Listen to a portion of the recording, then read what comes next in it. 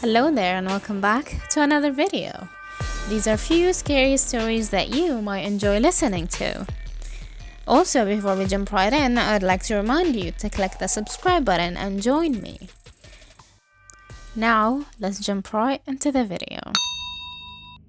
So, a few months ago, my father and I were sharing a cigarette as per the norm, where I was told he had a dream wherein he feels as if he were being dragged by the sheets off of the couch, where he'd occasionally sleep.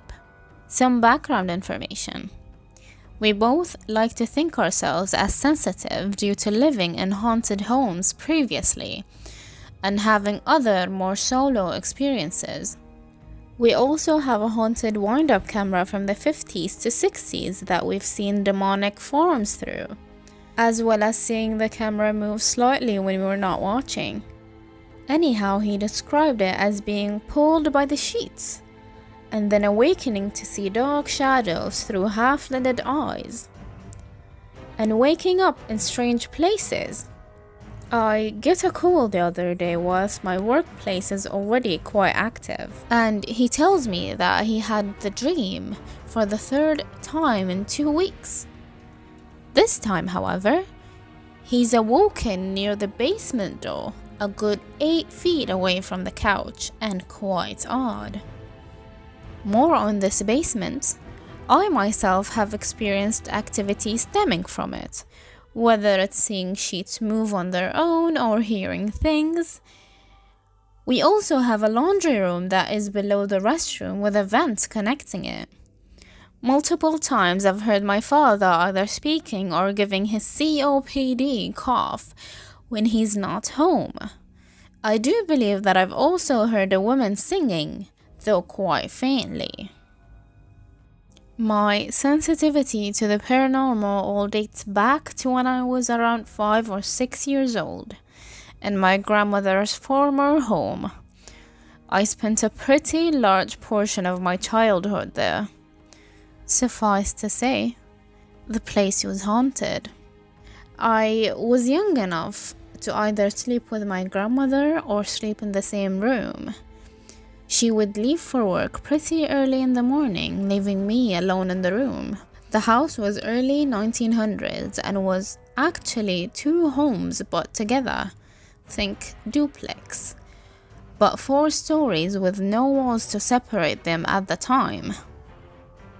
I'd see a young girl, probably a bit older than I was, who I'd carry on full conversations with. To this day, I can vividly picture and describe her as a young girl standing at about 3 feet 11. She'd have a translucent blondish blue hair and a white dress that reached to her ankles. She'd speak with a high inflection, almost echoing in nature. Multiple times I was caught in other parts of the home where I'd seemingly be speaking to myself, only to say I was talking to the girl in white. Fast forward a few years later, and I stayed with my grandmother in a house that is actually just down the street from my current one. We'd knock on the attic walls and panels to receive knocks back. This is also around the time that we found pictures of deceased people from a former family who had owned it. Now, I'm in my 20s. This room that I sleep in used to actually be my father's, who I keep mentioning. Even before I had moved in, this room tended to give people bad vibes, whether it was my dad himself or a visiting relative. To this day, at night, I can sometimes hear my computer keyboard making noises, as if somebody is gently running their fingers over the keys. On top of this, I'll often have objects go missing for days, only to find them back in the exact spot that they have disappeared from. Most notably, this would be my set of house keys, which I keep in my wallet on my desk. Several times I've heard my father's voice come from the basement through the restroom vent above the basement's laundry room, which is roughly 20 feet or so away from his room down there. This only tends to happen when he's out of the house for a few days, as if some form of energy is saved down there. I'm also a frequent delver of the occult and keeping a Ouija board by my bedside, as well as few homemade ones. I also have a haunted camera that I have mentioned. My father had seen a demonic figure in it back in the 70s, and we gained possession of it a few years ago when his mother passed. It now resides in the shed outside. But I've noticed it move ever so slightly when it was inside the house. Just enough that you'd take notice. Just woke up because of this thing. For clarification, it happened to me about 4 times already, but this time it was longer and more intense. It was early in this morning, just a half an hour before I woke up normally. I'm casually dreaming when something wakes me up suddenly and I can feel an intense wave through my body. Now, I'm paralyzed and I'm not even in a deep sleep cycle. I was already half awake. Trying to move my arms with full force results only in small move and them lightly shaking. Even my eyes are impossible to open. I can only open them for a second and see almost nothing. And then I felt how something was behind my head. It was moving, maybe floating around my head. The worst thing was the sound that this thing makes, like someone trying to breathe while his nostrils are almost closed. I panicked and then remembered a tactic I read on Reddit about sleep paralysis. I moved the tip of my finger, then my whole finger. Then slowly I managed to move my hand, and finally my arm. I tried to swing my arm in his direction to hit him or something, but about halfway my arm was completely paralyzed again. I tried it again with the other hand and the same happened. Then I tried it with both arms and my left arm made it to the back of my head, where I was hearing it. That was it. It disappeared. This happened multiple times to me, sometimes even 2 times in one night. I know I'm safe from him. There's a strong feeling letting me know he can't touch me. I wear a cross and pray every day. Maybe that's it. If anyone has similar stories, I would love to hear them. And if anyone knows how to deal with that problem, let me know.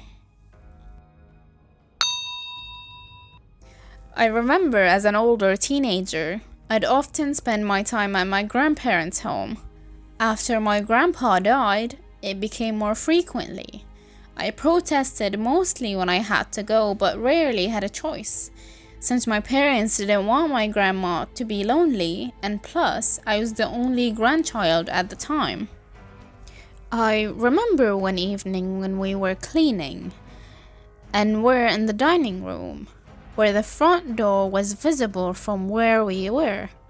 She had the shoe rack by the door. We were both facing in that direction, when a shoe came flying off the rack and towards us. The door was closed and no one could have thrown it. Not anyone made of matter anyways. She tried to explain the event away, but I knew it didn't make sense. The next night I was in bed and I could hear thudding on the floor from the basement. I lay there wondering if my grandma had gone to the basement in the middle of the night. But she was in bed. I opened the door to the basement and it was dark down there, so I didn't bother. I returned to the room where I was staying and the noise stopped. Not long after, I could hear scratching from the attic. I wrote it off as a wild animal maybe stuck up there. I tried to go to sleep. Few weeks later, I was there again, this time after 3 a.m. My grandma shook me awake. I woke up and asked her what was wrong. She told me she saw someone walking by her bedroom door, headed towards the end of the hall where my bedroom was. She said she peeked around the corner and saw a figure in a dark cloak watching me through a slightly open door. She said she sat on her bed and prayed. After she was done, she looked again. The figure was gone, and she woke me up. I got the chills when she told me.